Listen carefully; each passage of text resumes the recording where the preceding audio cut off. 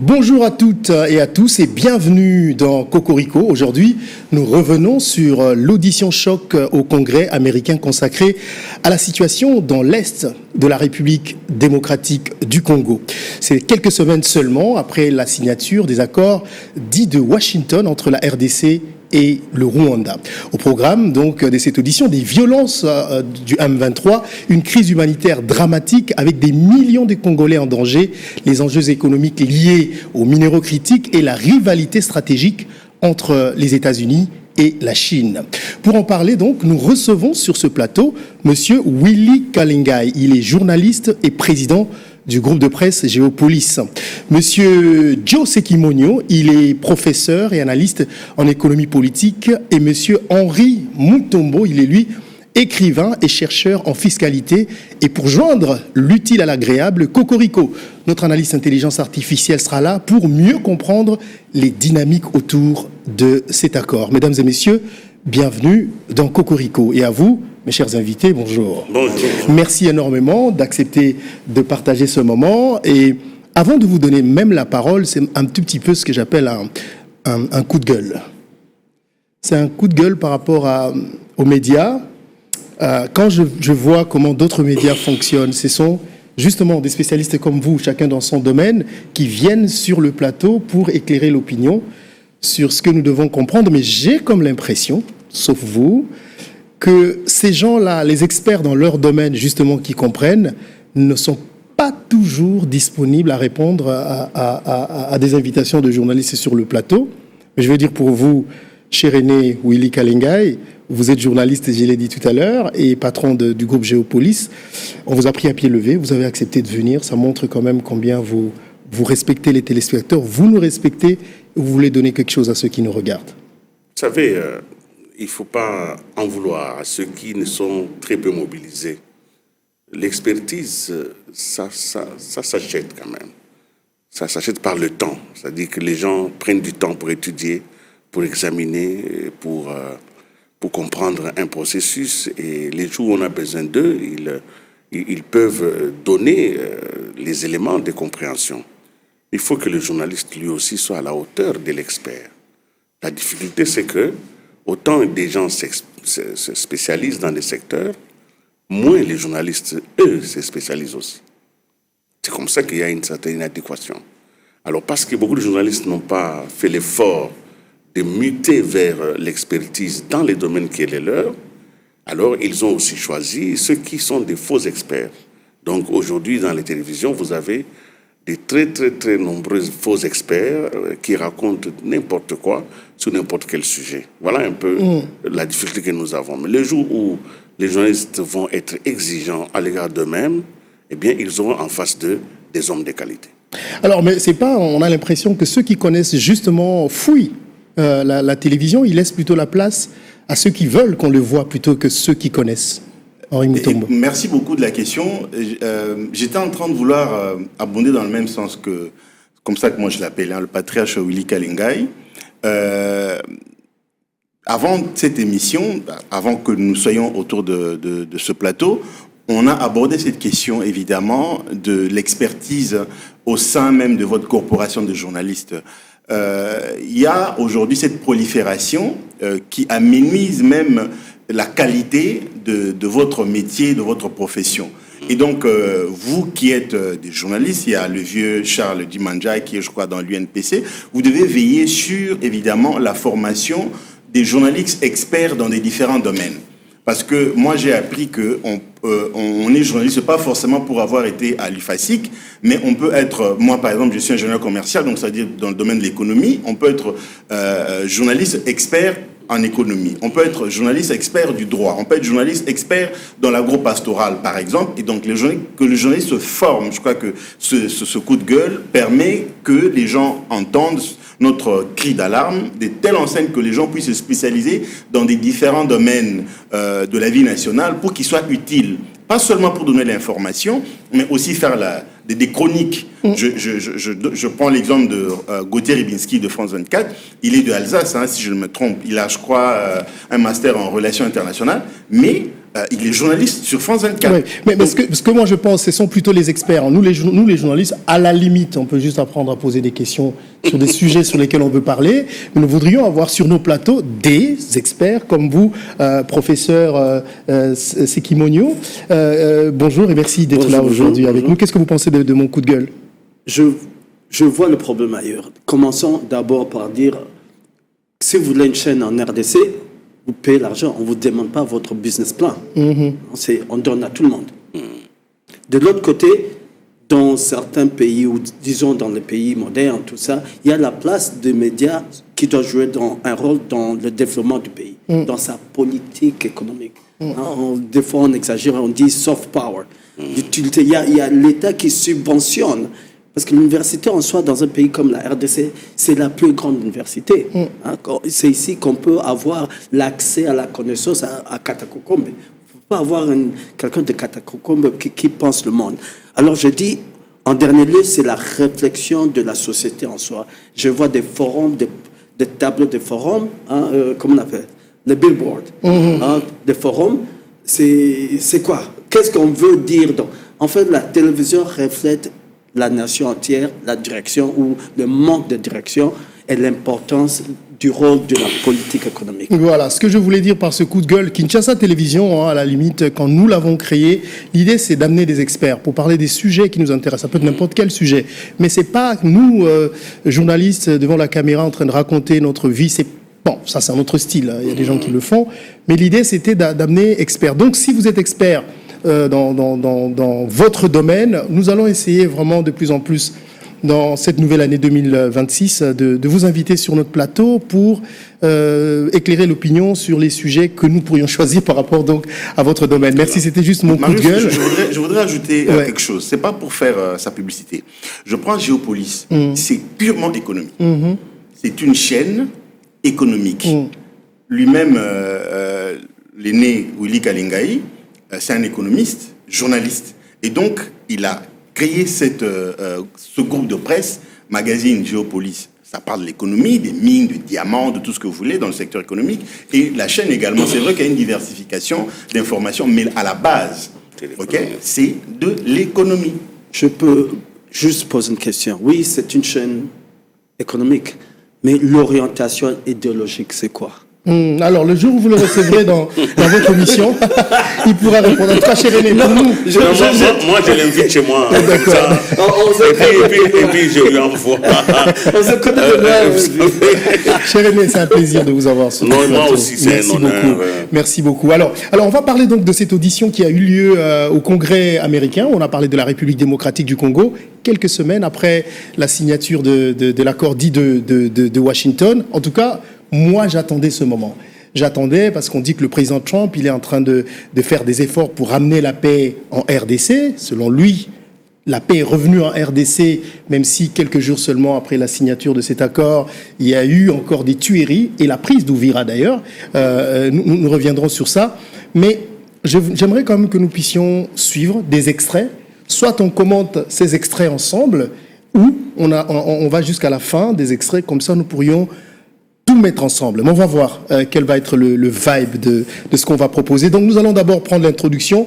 C'est un extrait qui a été traduit par l'intelligence artificielle. Donc il peut avoir peut-être le contexte ou un nom ou un vocabulaire qui peut être changé. Mais je pense que l'idée générale est là. C'est pour vous permettre, nous l'avons traduit pour vous permettre de mieux comprendre ce qui a été dit au Congrès américain. Regardez ce premier extrait qui est donc l'entrée des jeux en la matière et peut-être la réponse de la sous-secrétaire d'État en matières africaines. Regardez. Permettez-moi de vous présenter notre témoin très distingué, quelqu'un que nous connaissons très bien au sein de cette commission, Sarah Trautmann, qui occupe le poste de secrétaire adjointe d'État au Bureau des Affaires africaines et qui coordonne les priorités politiques de l'administration dans les pays d'Afrique centrale. Elle arrive directement après avoir été conseillère principale au Bureau des Affaires africaines. Auparavant, elle était directrice des relations gouvernementales à la campagne One, où elle a œuvré pour promouvoir une croissance économique autonome dans les pays africains. Elle a également travaillé au sein de la Commission des Affaires étrangères de la Chambre des représentants, assise juste ici tout le temps, pendant 5 ans sous la présidence de Michael McCall, plus récemment en tant que membre du personnel professionnel. Et elle a fait un travail remarquable. Elle a obtenu sa licence en histoire et en français, puis a décroché un master en violence, terrorisme et sécurité à Queen's College à Belfast, en Irlande du Nord, une région qui, malheureusement, a connu elle-même une part disproportionnée de violence au fil des décennies. Nous avons eu hier un briefing pour les membres du personnel, un briefing à huis clos dans le CIF avec M. Boulos, qui a passé, il faut le dire, autant de temps que nous le souhaitions pour répondre à nos questions. Il a été très ouvert, tout comme vous, Saman. Mais une grande partie de ce qui a été dit alors ne peut pas être répété ici. Mais je crois que, vous savez, nous exhortons l'administration. Nous demandons à l'administration d'agir rapidement en imposant des sanctions contre certains individus qui commettent des atrocités et qui sabotent ce plan, si c'est bien ce qu'ils ont l'intention de faire. Je pense que cela ne tardera pas à aller. J'espère juste que vous pourrez consigner cela au procès-verbal, que, vous savez, nous voulons vraiment que cela fonctionne. Ça marche quand les gens savent qu'il pourrait y avoir une épée de Damoclès suspendue au-dessus de leur tête. Donc, Sarah, la parole est à toi. Monsieur le Président Smith, membre de rang Jacobs et membre distingué de la sous-commission, merci de m'offrir l'opportunité de témoigner sur les efforts des États-Unis pour faire avancer la paix entre la République démocratique du Congo et le Rwanda, efforts qui ont abouti à la signature des accords de Washington le 4 décembre 2025. En tant qu'ancienne collaboratrice de la Commission des Affaires étrangères de la Chambre, je tiens simplement à dire que c'est un honneur tout particulier pour moi d'être à cette table aujourd'hui.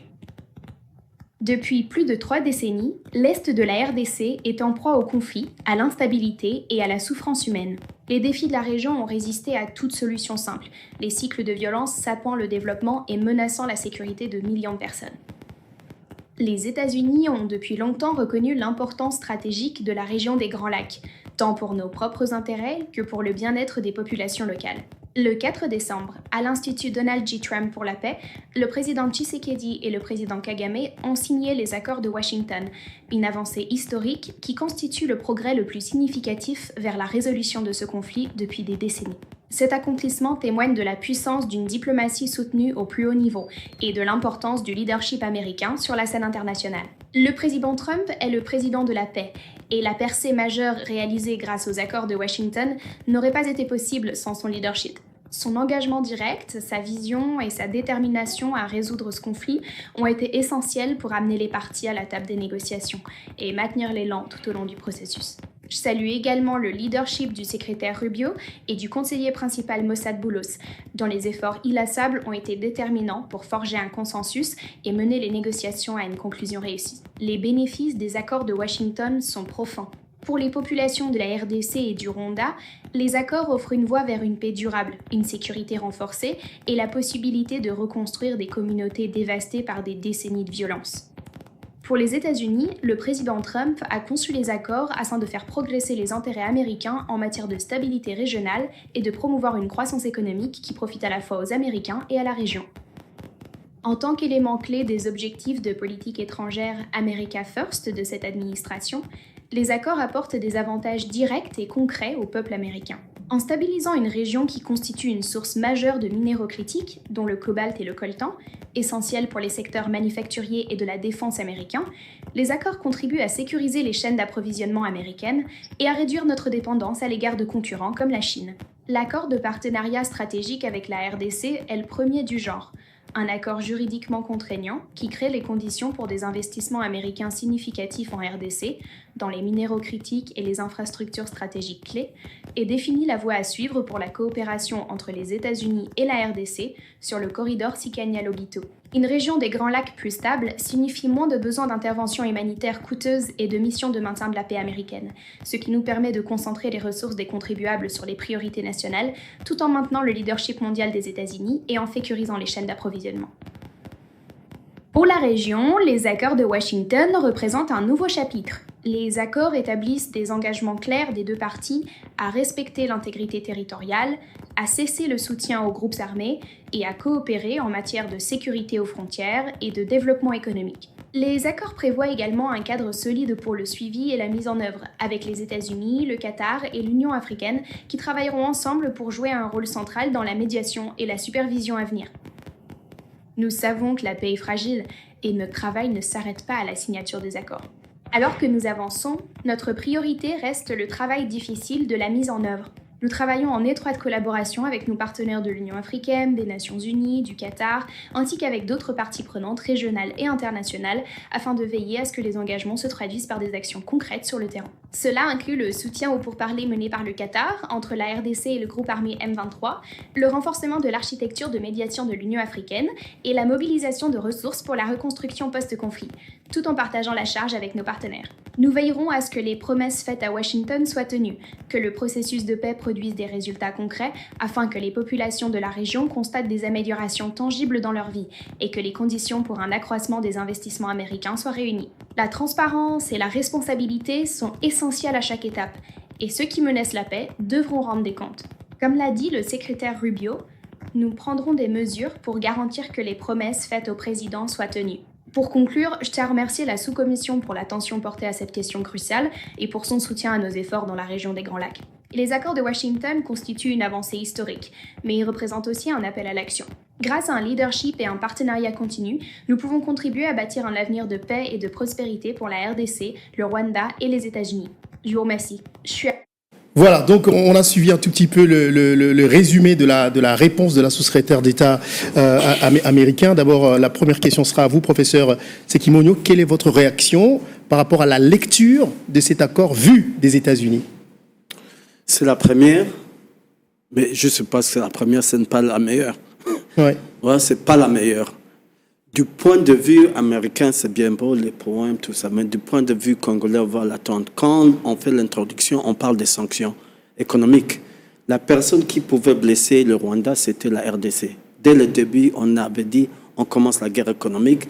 Le Rwanda dépendait de nous, 90% des économies, nous c'est 2%.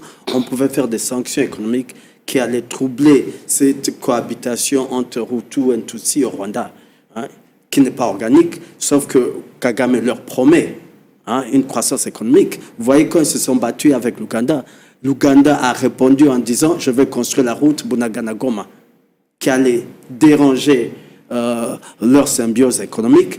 Directement, Kagame a cherché le fils pour rencontrer Museveni.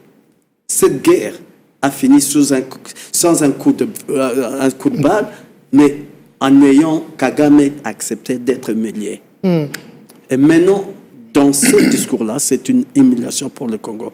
Je ne dis pas que c'est la fin, on peut rendre un truc mauvais en bon. Mais c'est humiliant de voir que les États-Unis, dans ces négociations, qui dit d'un pays comme le Congo, où on est à extrême pauvreté, qu'on doit négocier avec le Rwanda.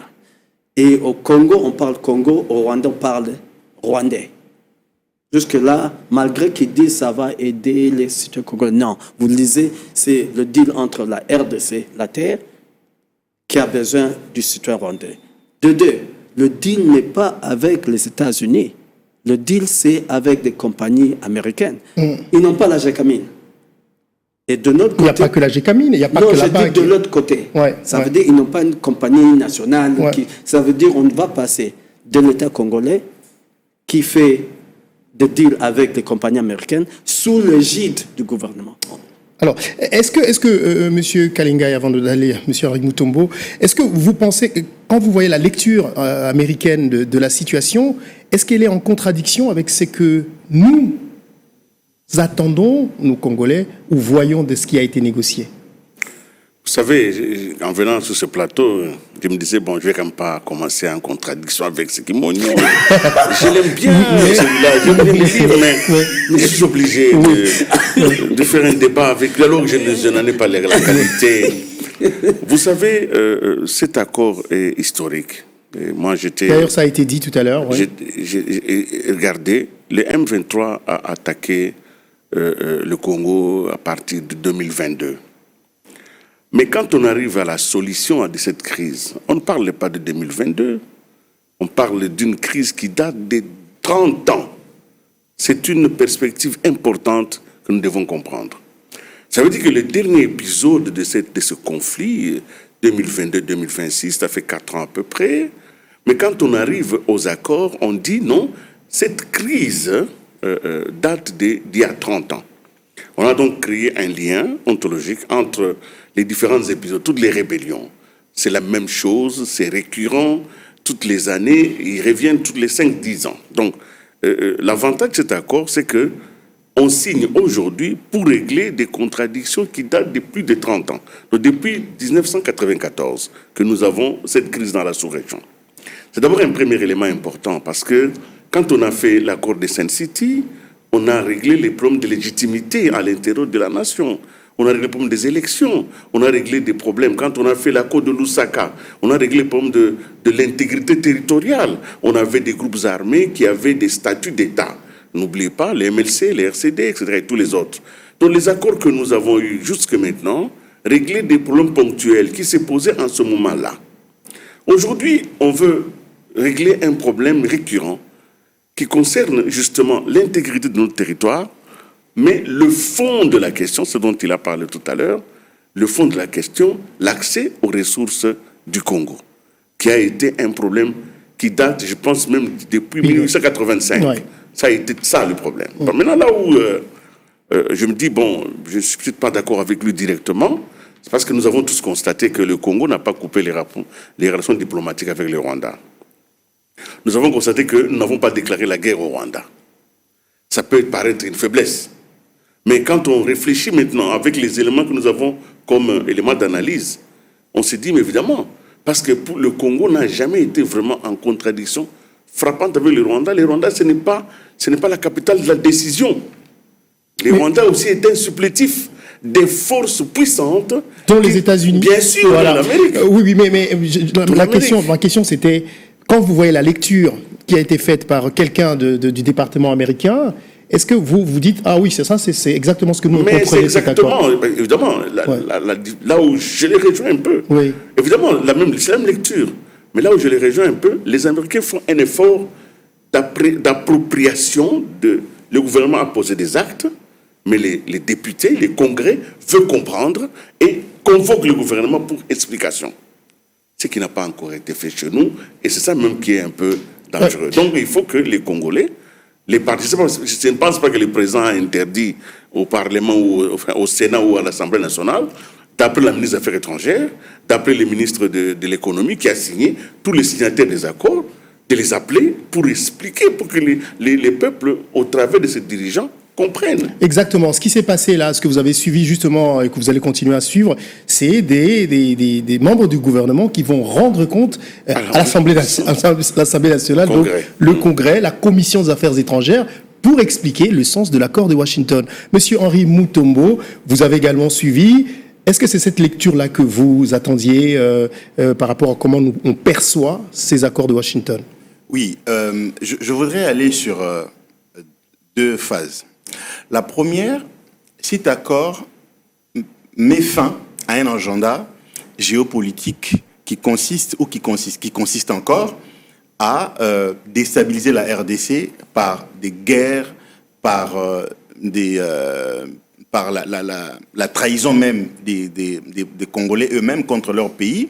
Cet agenda géopolitique qui avait été rédigé depuis des années pour pouvoir évidemment créer un micro-État au sein de la sous-région, et ce micro-État partirait de la RDC pour pouvoir piller les minerais du Congo en tuant, en pillant et en violant en RDC, donc utiliser le viol comme une arme de guerre.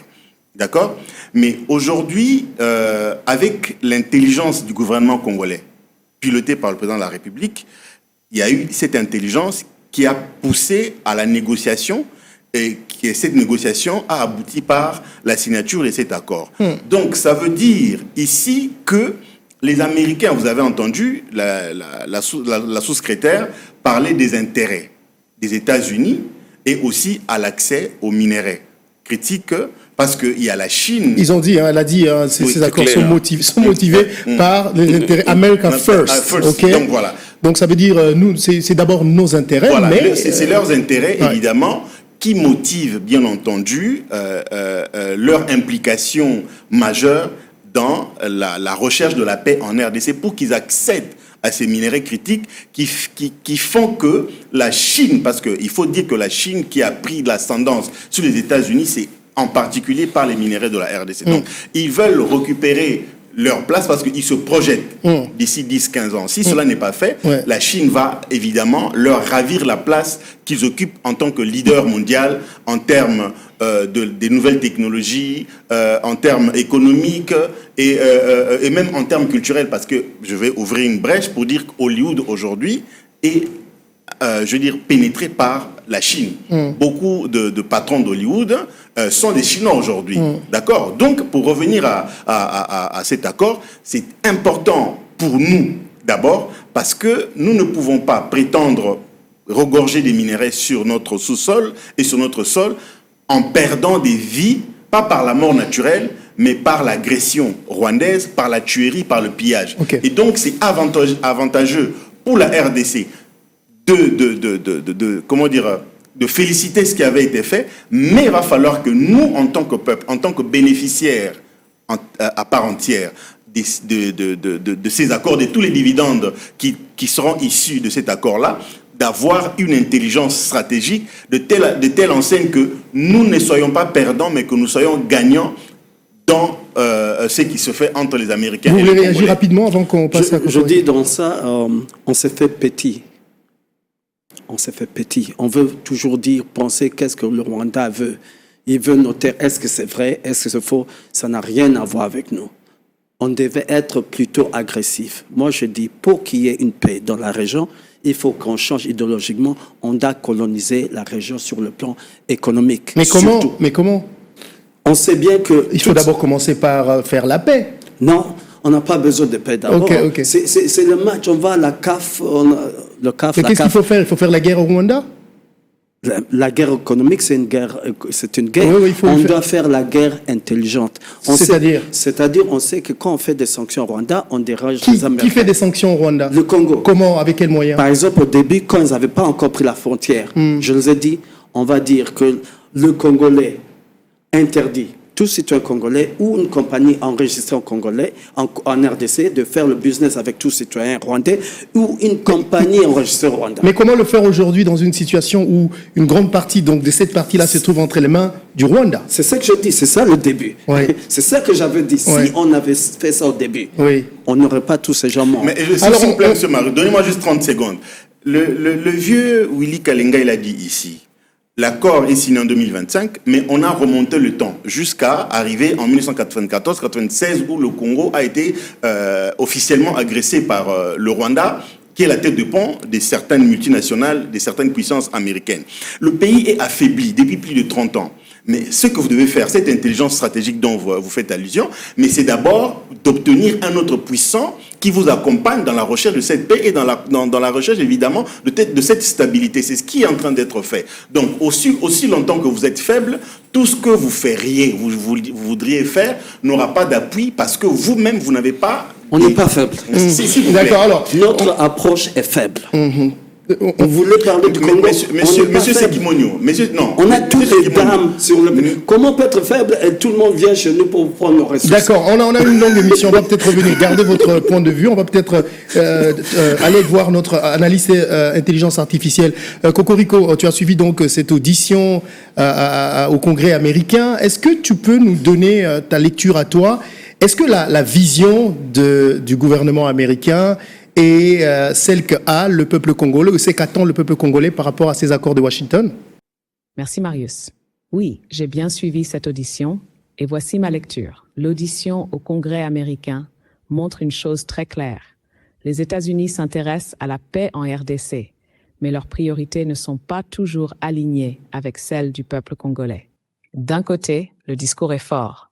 On parle de tournant historique, d'engagement pour la paix, de millions de vies à sauver. Les parlementaires reconnaissent la gravité des violences à l'Est, le rôle du M23, les déplacements massifs, la souffrance des populations. Ça, c'est un langage que D'autre côté, ce que les États-Unis mettent en avant dans ces accords, c'est surtout leur intérêt stratégique. Sécuriser l'accès au cobalt et au coltan, contenir l'influence de la Chine, stabiliser la région pour favoriser l'investissement américain. Et là, on touche à une ligne de fracture. Le peuple congolais attend d'abord la fin des massacres, la justice, la présence d'un État fort à l'Est, et une vraie souveraineté sur ses ressources, pas seulement un partenariat minier sous surveillance étrangère. Donc, pour répondre directement à ta question, non, Marius, la vision américaine exprimée dans cette audition ne reflète pas pleinement les attentes profondes du peuple congolais. Elle reflète une convergence possible, mais encore très déséquilibrée, entre paix, économie et géopolitique. Et si les Congolais ne sont pas associés au cœur de la mise en œuvre, société civile, communautés locales, gouvernements provinciaux, alors ces accords risquent de rejoindre la longue liste de promesses non tenues. Voilà, c'était la lecture de Cocorico qu'on va voir tout à l'heure. Donc, je vais demander à Scouti de peut-être le faire. Mais on va repartir au Congrès parce qu'elle a aussi répondu aux questions de Congresswoman qui était là. On va voir la réponse parce qu'il y avait un échange. On va voir donc cet échange et puis on revient tout à l'heure pour la suite du débat. Merci, Monsieur le Président, d'organiser cette audition très opportune. Et merci à vous, Monsieur le sous-secrétaire adjoint Troutman, de témoigner aujourd'hui devant notre commission. La République démocratique du Congo fait face à une crise humanitaire sans précédent, avec 7 300 000 personnes déplacées à l'intérieur du pays et plus de 7 000 morts rien qu'en 2025. Plus de 26 millions de personnes sont confrontées à des niveaux d'insécurité alimentaire aigus, mettant leur vie en danger. C'est l'une des crises humanitaires les plus complexes et les plus anciennes au monde. Bien que la dernière escalade entre la RDC et le Rwanda ait commencé en 2022, le conflit dans l'est de la RDC dure depuis au moins 3 décennies. Les civils sont ceux qui ont le plus souffert de ce conflit, pris entre deux feux ou directement ciblés par des groupes armés. Les violences sexuelles liées au conflit ont atteint des niveaux épidémiques dans l'est de la RDC. Les cas n'ont fait qu'augmenter cette année, tandis que l'impunité pour les auteurs, y compris le M23, d'autres groupes armés et les forces militaires, demeure. J'apprécie donc l'attention de haut niveau que le président Trump porte à ce conflit, qui est trop souvent ignoré et relégué au second plan. Mais ce conflit et le peuple de la RDC méritent une attention et un engagement de haut niveau durable, et non une préoccupation passagère qui s'oublie facilement. Et je dirais que les promesses et déclarations du président affirmant qu'il a déjà mis fin à la guerre entre la RDC et le Rwanda sonnent creux, alors qu'en réalité, nous ne voyons absolument aucune paix ni stabilité sur le terrain. Je suis également préoccupée par le fait que l'absence de consultation et d'inclusion de la société civile et des communautés locales risque de faire échouer le processus de paix avant même qu'il ne commence réellement.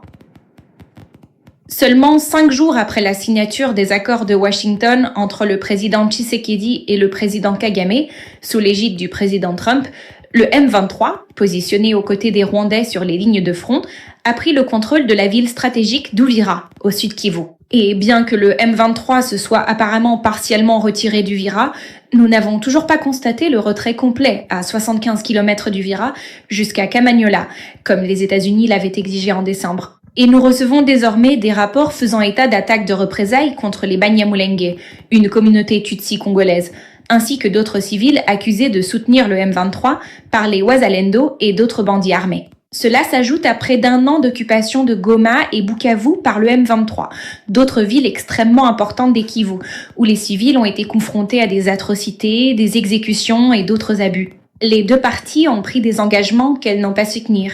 Le Rwanda continue manifestement de soutenir le M23 et de déployer ses propres forces, les derniers chiffres faisant état de 5 à 7 000 soldats dans l'est du Congo, sans compter la dernière offensive d'Uvira, en violation de la souveraineté de la RDC. L'armée de la RDC, de son côté, aurait poursuivi sa collaboration avec les Forces démocratiques de libération du Rwanda, FDLR, une milice fondée par les responsables du génocide rwandais de 1994, en violation des accords. Et malgré les promesses faites il y a 1 mois par le secrétaire Rubio et l'ambassadrice Waltz d'utiliser les outils à notre disposition pour tenir le Rwanda responsable et, je cite, s'assurer que les promesses faites par le Rwanda au président soient tenues, l'administration n'a toujours pas annoncé de nouvelles sanctions ni de mesures de responsabilisation contre le Rwanda ou le M23.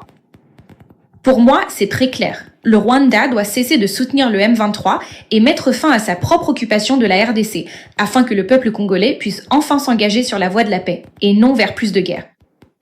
J'exhorte donc l'administration Trump à tenir ses promesses de demander des comptes au Rwanda et à tous ceux qui entravent la paix, et j'attends avec impatience d'entendre Madame Troutman sur la façon dont le département prévoit de mettre en œuvre ces actions. J'exhorte également l'administration à inclure réellement la société civile dans le processus de paix, afin d'obtenir l'adhésion des populations locales sur les différents accords commerciaux en cours avec le gouvernement de la RDC, pour garantir que les investissements profitent effectivement au peuple congolais, et non seulement aux entreprises étrangères et aux élites. Et une fois de plus, j'exhorte le président Trump à enfin nommer des responsables de haut niveau pour diriger la politique africaine. 1 an après le début de son mandat, le président n'a toujours pas proposé de candidat au poste de secrétaire adjoint du Bureau des Affaires africaines au département d'État. Nous en sommes maintenant à notre 3e haut responsable du bureau, et non seulement il n'a pas nommé de directeur principal pour l'Afrique au sein du Conseil de sécurité nationale, mais il a en fait fusionné les directions Afrique et Moyen-Orient. Je comprends que le conseiller principal Boulos prenne la tête de ce portefeuille, mais il n'a pas été confirmé par le Sénat, et il semble également être responsable de la réponse américaine au Soudan, en Libye et au Yémen. Je crains donc qu'il ne puisse pas consacrer le temps nécessaire que mérite le peuple congolais.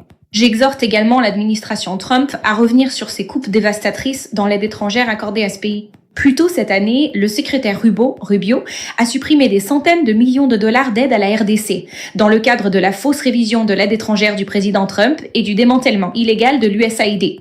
Depuis les coupes dans l'USAID, plus de 8200 personnes vivant en RDC avec le VIH ont perdu l'accès à des traitements vitaux. L'an dernier, il y a eu une augmentation de 62% des décès dus au choléra.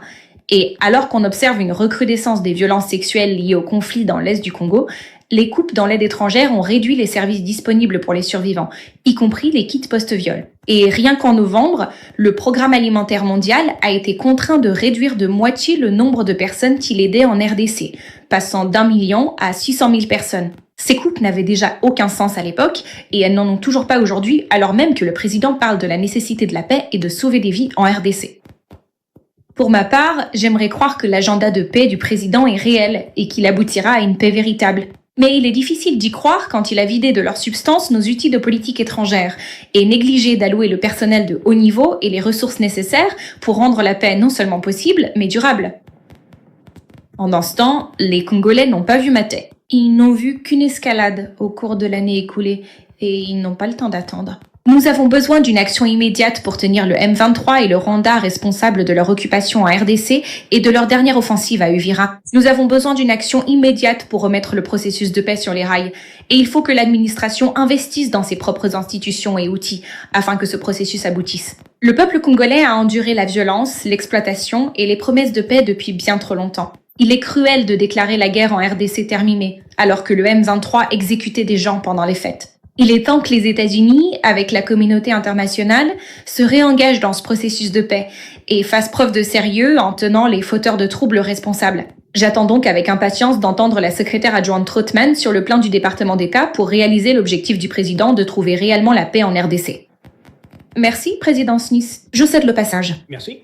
Voilà, donc on l'entend que même au niveau de certains congressmen américains, il y a une sorte d'impatience parce que le président Trump dit partout à qui veut l'entendre qu'il a fait signer un accord de paix et que la paix est revenue à l'est de la République démocratique du Congo. Là, il y a eu des questions dont on va entendre les réponses tout à l'heure, que même pour les Américains, ils savent que, pour certains, même si accord a été signé, et il n'y a pas encore de paix sur le terrain. Combien de temps, selon vous, faut-il encore attendre? Combien de temps faut-il encore donner de la chance à cet accord pour qu'il soit effectif sur le terrain? Monsieur Kalingai. Mais l'accord est signé au niveau les plus élevés. C'est quand même le président Trump qui en est le parrain. L'accord est signé, c'est un accord de principe, c'est une direction. Évidemment, pour tout accord, il faut examiner les moyens qui sont mis en place pour que l'accord soit respecté. N'oubliez pas qu'à Washington, il y a eu aussi, on n'en parle pas beaucoup, mais il y a eu aussi un MOU donc, de la défense entre les Américains et les Congolais. On a signé un accord pour qu'il y ait une forme d'appui, d'appui pour la violence et pour la force, pas la violence, la force. Et si vous suivez bien, vous allez voir que les Américains ne sont pas naïfs.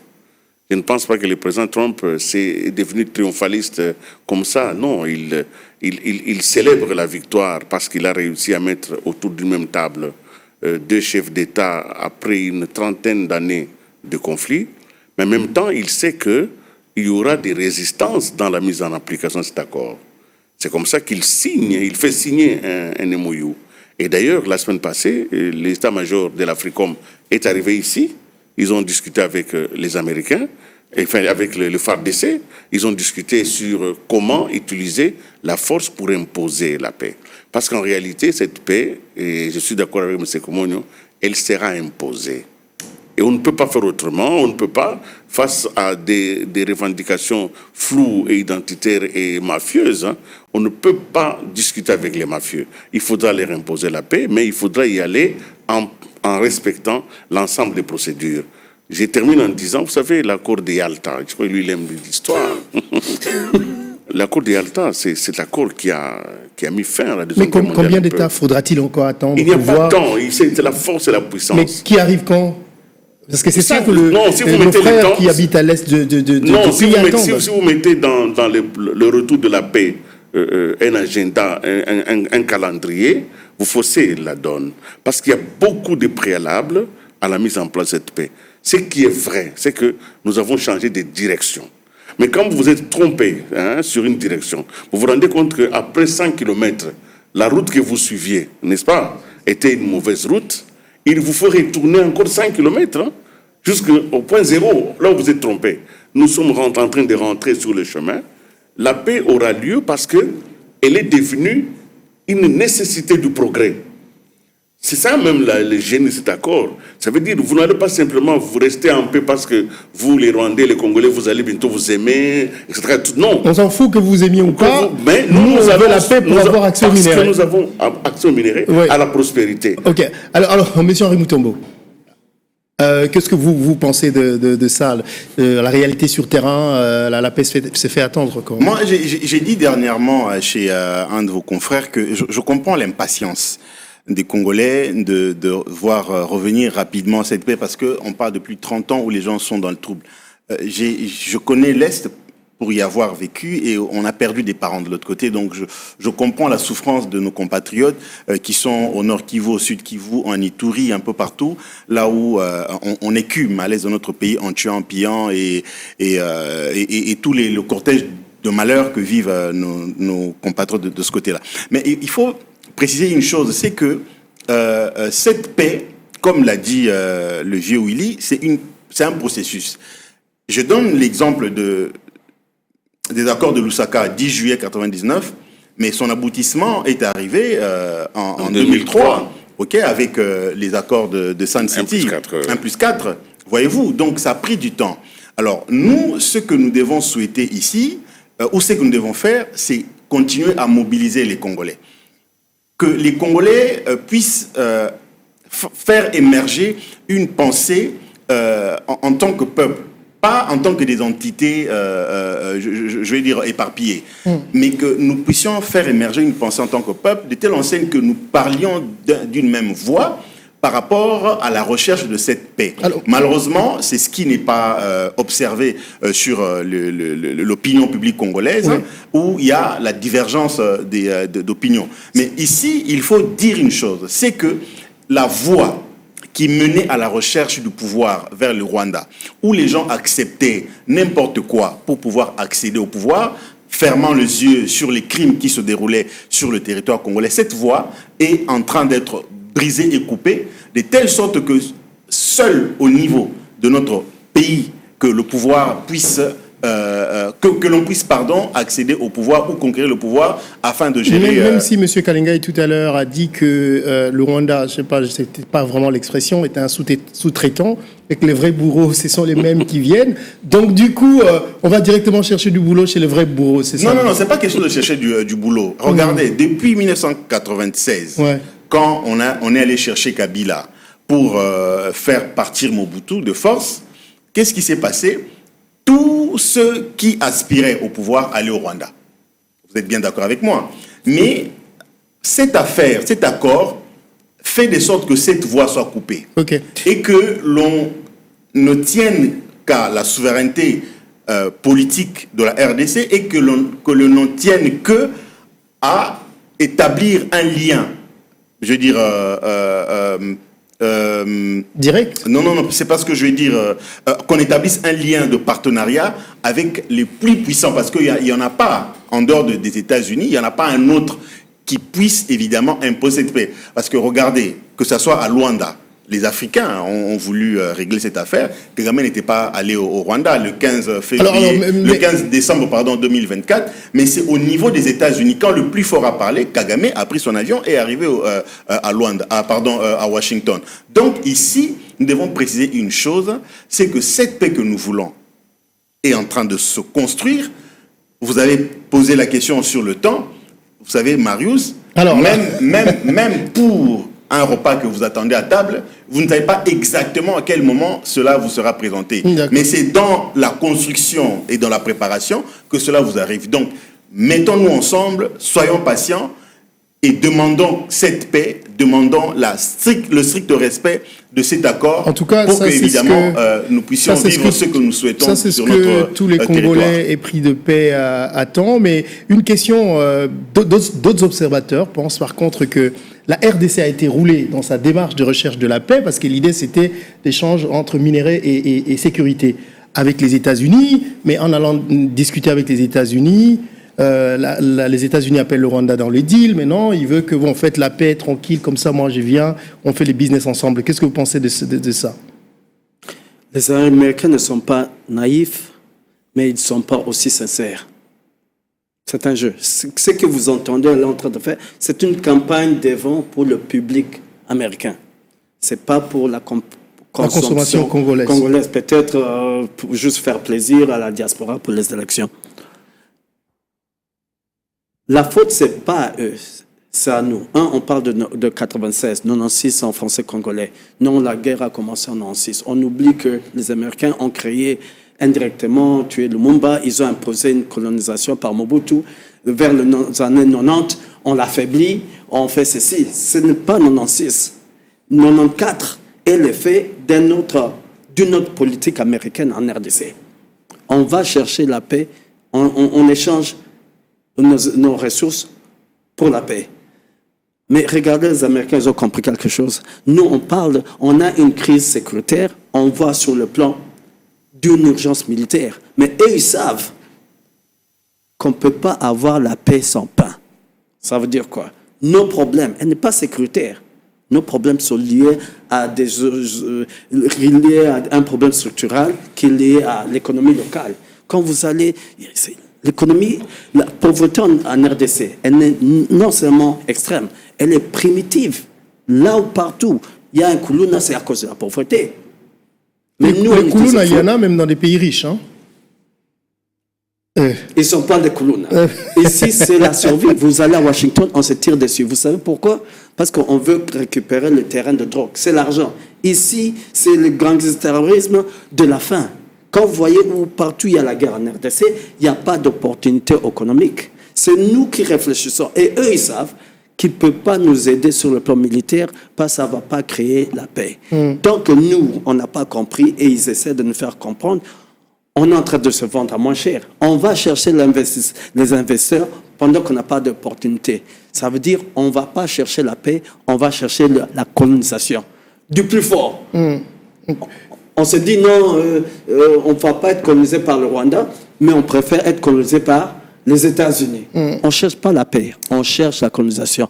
Paix sans pain, ça ne va pas durer. On a eu la paix avant que M23 arrive, on avait soi-disant la paix. Mais comment ça arrive toujours dans les lieux pauvres? Allez à Beni, Butembo, Beni, j'étais à Beni, primitive. Là, on coupait les enfants, les ADF.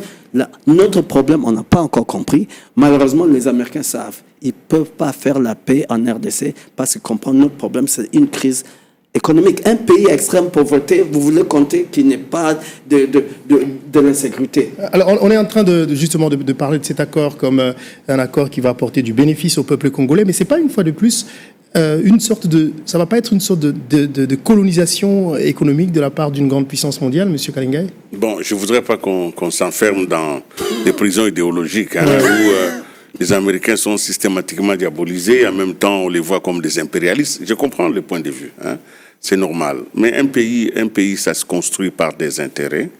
Et les intérêts d'un pays ne sont pas linéaires. On ne peut pas le suivre dans les mêmes pays qui vous a colonisé, peut être en même temps les mêmes pays qui vous libère. Donc, vous savez, c'est un peu toutes ces contradictions. Parce que nous parlons de l'Amérique. Vous savez, en 1985, quand le Congo ici est né. Le premier pays qui a reconnu le Congo comme état indépendant, c'était les États-Unis. Mais pourquoi est-ce que les États-Unis l'ont fait? Parce que quelques années avant, alors que, évidemment, quelques temps après, quand le pays est en train d'être exploité par Léopold II, vous vous rappelez, je vais être très court, le Léopold II vraiment met en place un système, un très mauvais système, où on tue des gens, on coupe les mains, tout ça. Mais c'est des journalistes américains qui dénoncent cela, qui dénoncent que ce qui s'est fait là-bas, c'est pas ce qu'on s'est dit. Même si nous avons accepté que ce pays soit exploité, mais pas de cette manière-là. Il y a donc des nuances. Les Américains ont été toujours avec le Congo, parce que les Américains ont toujours pensé que le Congo était leur zone d'influence. On ne peut pas leur en vouloir d'être grand, on ne peut pas leur en vouloir d'être puissant. Chaque pays se projette dans l'histoire. Le Congo aussi, on ne peut pas lui en vouloir, de vouloir aussi d'être à la table des grands. Qu'est-ce qui est le plus important? Depuis 1885 jusqu'à Washington en 2004, 2005, les ressources du Congo étaient exploitées. 2025, vous voulez dire? Oui, étaient exploitées sans notre consentement.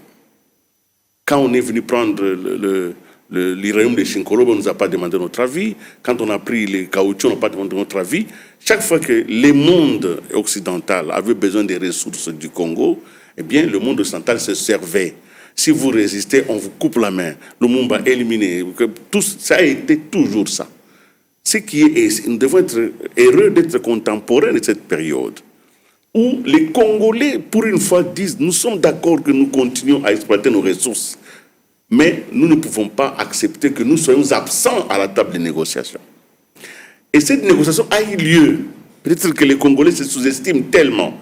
Nous avons tellement atteint un niveau d'autoflagellation, d'autonégation, d'autodérision, que nous n'avons même pas vu que, pour une fois, nous avons quand même eu de la voix. Les Congolais, aujourd'hui, ont construit le chemin d'accès à leurs ressources. On a dit que les Américains vont prendre. Depuis que nous avons signé, ils ont pris quoi déjà? Bon, ben c'est la même question qu'on se pose, c'est quand la paix. Ils ont pris quoi? Mais moi, il y a quelque chose qui m'inspire. Ça me pousse à vous poser une question. Je termine en disant, pour continuer. Oui, le monde est fait de puissance. Oui, la service des nations peut aussi passer par l'acceptation d'un leadership plus puissant que soi. Le Christ était en Israël. Oui. Il était le fils de Dieu. Oui. Mais à l'époque, les Juifs étaient sous colonisation, quoi. Des Romains. Des Romains. Donc, il faut savoir accepter César. César existe oui. partout. César existe partout. Donc, moi, quand je vous entends, et ce que vous avez dit tout à l'heure, vous avez raison, par rapport à comment... En fait, ça m'amène à l'idée de comment notre pays, la RDC, a été créé. Oui. En réalité, nous n'existions pas. Jusqu'à ce jour. Non, jusqu'à ce que... je vais partir d'une réflexion. Jusqu'à ce que les puissances de l'époque ont décidé de créer un territoire avec leurs limitations, les limitations qu'ils ont données, qui s'appelle la RDC. Ce qui veut dire que quelqu'un qui est dans le Bas-Congo et l'autre qui est dans le Haut-Touélé, ça veut dire qu'entre nous, ils n'avaient rien en commun. Alors, puisque c'est un territoire qui a été créé par eux avec un objectif bien clair, c'est de l'exploiter, de se partager ce territoire-là, est-ce que ce n'est pas ça la raison pour laquelle jusqu'à aujourd'hui la RDC reste la convoitise? Enfin, ils sont juste en train de travailler sur un territoire qu'ils ont créé, que nous n'avons pas créé. Oui, qu'est-ce que vous pensez de ça? Oui, non, écoutez.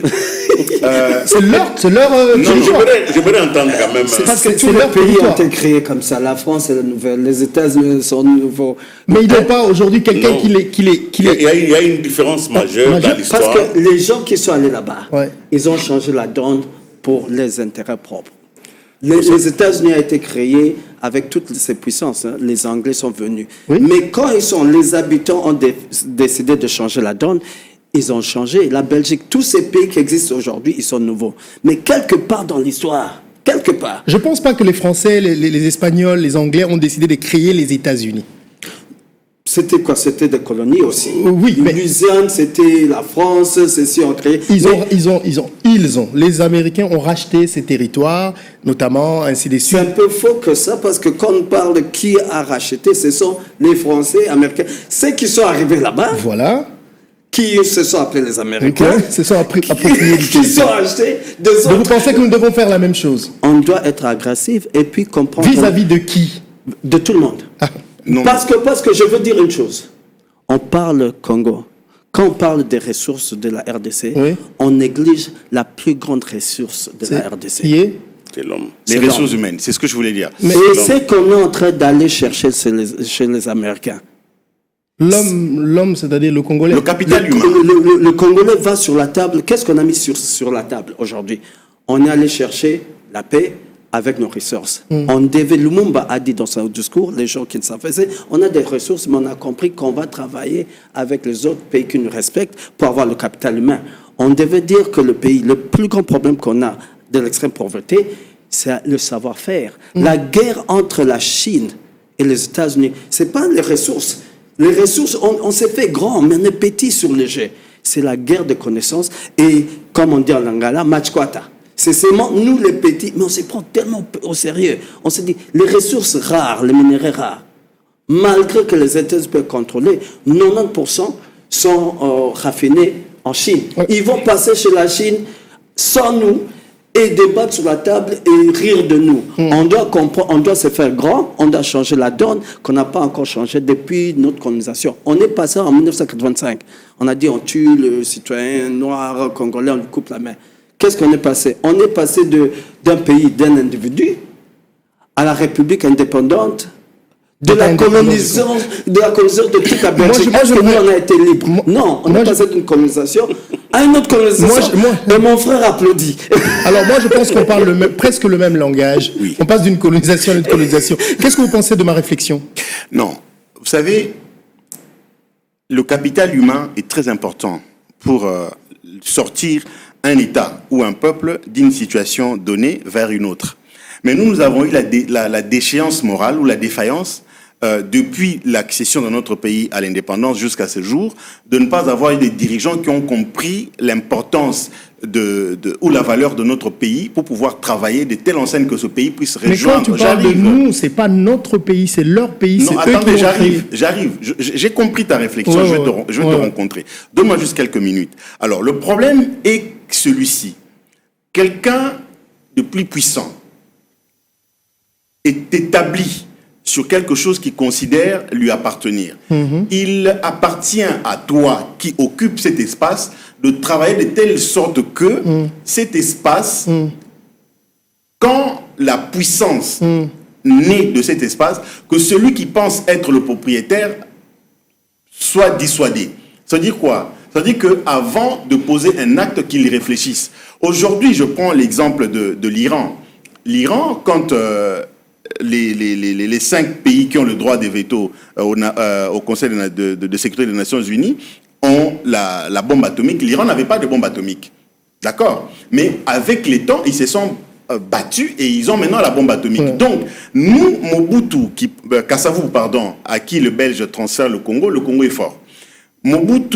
Kassavou transfère le Congo à Mobutu, le Congo est fort. Mais quand Mobutu laisse le pouvoir ou il le transfère à Laurent Désiré Kabila, le Congo est faible. Quand Laurent Désiré Kabila transfère le Congo à Joseph Kabila, le Congo est toujours faible et Joseph Kabila également a transféré un Congo faible à Tshisekedi. Donc il nous appartient, nous qui parlons maintenant et ceux qui nous suivent, de se projeter. Bientôt le Congo aura 100 ans. Dans 34 ans, qu'est-ce que le Congo doit devenir de telle sorte que les générations futures, quand ils vont transférer un pays ou un pouvoir, ne transfèrent pas un pays faible. Voilà. Vous comprenez? Donc cela passera par le capital humain et par la volonté politique qui soit en mesure évidemment de transformer ce pays que les autres pensent leur appartenir. Je voudrais simplement donner quelques faits historiques. J'aime bien l'histoire. La guerre à l'Est, les combats, parce que, vous savez, je vous ai dit que les Américains avaient décidé d'accéder aux ressources et ils se sont donné les moyens pour y accéder. Mais il faut remonter en 1990, dans 90, à la conférence nationale souveraine. Et d'ailleurs, je me rappelle que votre papa était là. Hein. Il paraît que c'est mon père, mais c'est pas confirmé. Voilà. Tant qu'il ne vous doit pas de l'argent, Tant qu'il me doit pas, il ne doit pas de l'argent, c'est son papa. Alors, il y a une décision qui a été prise à la conférence nationale souveraine. Peut-être que nous ne nous sommes pas rendus compte de cela. Tous les conférenciers, et pour la première fois, les mouvanciers de l'époque, les mobutistes et les tshisekidistes à l'époque de l'opposition, pour une fois, ils ont pris une commune décision. Quand il avait été demandé qu'on puisse privatiser les entreprises de l'État, tous les conférenciers ont dit non, on ne privatise pas. Ça signifie l'accès aux ressources. C'était ça, la privatisation. On ne privatise pas. Donc, ils refusent. Bon. Alors, comme ils refusent de privatiser l'accès aux ressources, nous allons leur créer la rébellion. D'où l'arrivée de Laurent Désiré Kabila. Il faut qu'on se comprenne très bien. Ça signifie que, depuis toujours, ça a été la question centrale. Et Mobutu avait verrouillé parce qu'il avait créé des sociétés de monopole d'État. Il avait nationalisé la Gécamine, il y avait pour les diamants, il y avait la MIBA, pour d'autres, il y avait 5 entreprises qui ont été rendues inéligibles aux crédits internationaux par les mêmes occidentaux, en disant non, la Gécamine, on ne peut pas lui donner des crédits. Sur la place internationale, aucune société d'État du Congo ne pouvait accéder au crédit. D'où il y a eu perte de l'outil de production et ces entreprises étaient pratiquement en faillite. C'est comme ça qu'en 90, quand la conférence nationale refuse cela, 2-3 ans après, c'est la rébellion. Et quelle est la première décision que le pouvoir de Joseph Kabila prend en 2002? C'est la promulgation d'un code minier qui ouvre le capital, qui ouvre l'accès à ces ressources. Et d'ailleurs, rappelez-vous, Laurent Désiré Kabila est encore au Lubumbashi quand on lui amène une mallette de 50 millions de dollars par Londine. On lui amène cet argent-là pour dire que nous sommes des nouveaux investisseurs. Hein, et cet argent, c'est pour vous aider un peu rapidement à colmater les brèches. Nous avons donc déjà, depuis 2002, une certaine stratégie que les Occidentaux ont mis en place pour accéder à nos ressources. Mais même ça n'a pas suffi. Pourquoi? Parce que quand le système s'est mis en place, quand le système de Kabila s'est mis en place et tout ça, malheureusement, une chose est restée résiduelle. La corruption a continué dans les systèmes de gouvernance. Ce qui fait que les mêmes Occidentaux qui voulaient avoir des entreprises à gauche, à droite, se sont vus sur un système de corruption.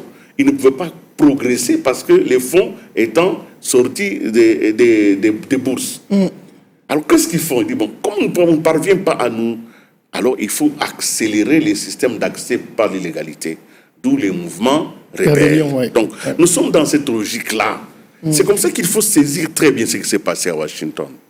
Donc, l'accès aux ressources par les rébellions, ça ne marche pas, parce que avec les ONG, les massacres, 7 millions de déplacés, ce n'est pas possible. La pauvreté extrême est arrivée. Les Américains, eux-mêmes, ont dit non, on ne peut pas faire face à une opinion publique avec ce genre de massacres. D'autre côté, on ne peut pas non plus accéder à ce pays parce que le système de corruption est très dégagé. Il faut donc remettre les choses sur la table. C'est d'où la prouesse de Félix Tshisekedi quand il accepte que nous discutons de ces choses autour d'une table. Vous voulez quoi? Vous voulez accéder aux ressources. Moi, ce que je veux, c'est quoi? C'est la paix et le progrès. Comment je peux garantir le progrès pour mon peuple et la sécurité pour mon peuple tout en garantissant pour vous l'accès aux vos intérêts? C'est du commerce. C'est du business, du gagnant-gagnant, du win-win. Et quand quand la guerre atteint le business, la paix n'est pas loin. Ok. Alors, ça j'aime bien. Quand la guerre atteint le business, je voudrais ajouter un mot, s'il vous plaît, si vous le permettez. Toujours dans le cadre de cet accord, vous allez me contredire si j'ai tout faux. Regardez, le contrat chinois qu'on appelait contrat du siècle, c'était entre le gouvernement congolais et des particuliers chinois. Mais avec l'accord de Washington, c'est 2 gouvernements qui s'engagent. Donc il y a le gouvernement congolais et le gouvernement américain. Donc c'est-à-dire que, quelque part, il y a un changement de paradigme dans ce multilatéralisme qui puisse évidemment amener la paix et le progrès et également garantir cette transaction, puisqu'on sait que le gouvernement américain est vraiment transactionnel. Voilà. Donc c'est ça que je voulais ajouter. C'est une fausse lecture. Dieu vous écoute. C'est comme le contrat chinois. Les gens qui vont venir ici, Elon Musk, il va venir. On a vendu le lithium, l'exploration. C'est pas la compagnie de l'État américain. C'est encore comme les Chinois, des compagnies américaines qui viennent. Malheureusement, de notre côté, ils ne rencontrent pas la FEC. Pour des raisons, peut-être non pas de capital. C'est pas ça. C'est encore les contrats chinois. Le problème du président Tshisekedi, il dit, vous venez, je vous donne ce que vous voulez. Le grand problème dans ce deal, c'est ce que lui, il veut. J'ai toujours dit, président Tshisekedi, rien de personnel. Idéologiquement, il n'est pas fait pour progrès de la RDC. Pourquoi? Il croit tellement au prêt à porter. Il n'y a pas de différence entre... Il croit tellement au prêt à porter. Au prêt à porter. Ouais. C'est la même chose que Kabila. Kabila a dit, prenez le cuivre, construisez les trains. Il n'y a personne qui dit, venez nous apprendre à coudre. Tshisekedi, il fait la même chose. C'est eux qui viendront, on est les bébés, on ne va rien apprendre. Et quand ils partent, qu'est-ce qui reste? On n'a pas... Tshisekedi et Kabila, ils cherchent des investisseurs, on n'a pas d'opportunité. Comment on n'a pas d'opportunité? Moi, je ne comprends pas un peu. Ça veut dire ailleurs, si je veux investir aux États-Unis, je n'ai pas besoin de passer chez le gouvernement. Je regarde des compagnies, comment on appelle ça, leurs gains, les banques, tout ça, j'achète les parts de cette compagnie. On n'a pas de compagnies qui peuvent... C'est assez, surtout dans un pays où il y a l'extrême pauvreté. Vous parlez d'un pays de plus de 250 ans de construction d'économie. C'est idéologiquement, les Chinois ont fait, en 30 ans, ce que les Américains ont fait en 200 ans. Vous savez pourquoi?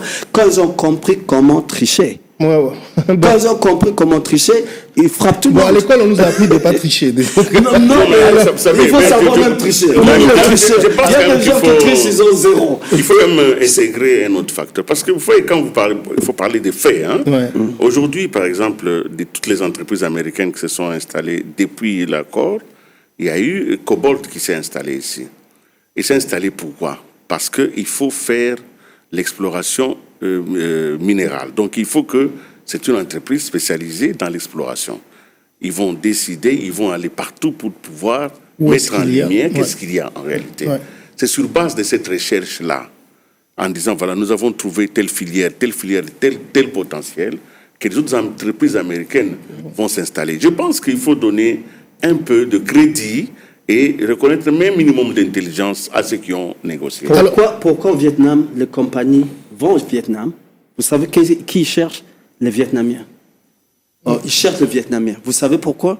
Parce qu'ils ont le capital humain de s'intégrer dans une économie des entreprises à revenus élevés. Comment on allait avoir une économie ici capable d'absorber des nouveaux arrivants? Je veux vous dire, si les cadres n'étaient pas organisés. On n'a pas besoin de on n'a pas besoin des nouveaux arrivants. Et c'est là, là, vous êtes en train de rêver. Je vois, non, c'est aujourd'hui l'Europe. Professeur, vous connaissez notre PIB. Vous connaissez les niveaux, les flux. J'étais hier avec un chercheur américain. On faisait le Zoom, tous en parlaient. Oui. Il m'a dit, tu sais, le Congo, je n'arrive pas à comprendre parce que moi et toi, on parle de l'Europe, on parle de la création de la fortune endogène, à l'intérieur, je crois que c'est le terme. Mais là-bas, Congo, pourquoi vous ne imprimez pas? Je dis, c'est parce que on a deux choses. Un, on ignore. Deux, le système de critères, le système de sélection. Des personnes qui devaient comprendre le problème, il est foutu. Alors, vous-même, quand vous parlez de ça, l'Américain ne sait pas que tu ne comprends pas qu'on peut créer le grand problème de la RDC, ce n'est pas l'inflation. C'est la capacité que si je jette par la fenêtre l'argent, que ça soit observé. Alors, c'est le capital humain, c'est l'idéologie moderne qu'on n'a pas. Mais il faut que vous connaissiez un peu ce pays mieux aussi. Je connais ce pays.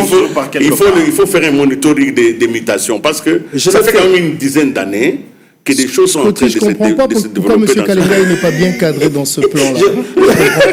Je sais, je connais ce pays. Le problème que moi, j'ai dans ce pays, c'est les gens qu'on choisit avec qui je dois parler. Je vais voir, par exemple, je ne dis pas personnellement, mais je veux citer. Vous voyez un DG de FPI qui n'a rien écrit sur l'industrie. Sur l'industrie.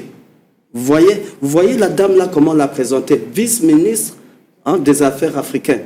des Affaires étrangères chargée des questions africaines. Vous voyez son CV. Elle a étudié, elle a pensé, elle a écrit. Je ne dis pas que le ministre des Affaires étrangères ou vice-ministre... Mais moi, je voudrais vraiment vous demander de faire un peu l'observation des cas des Congolais.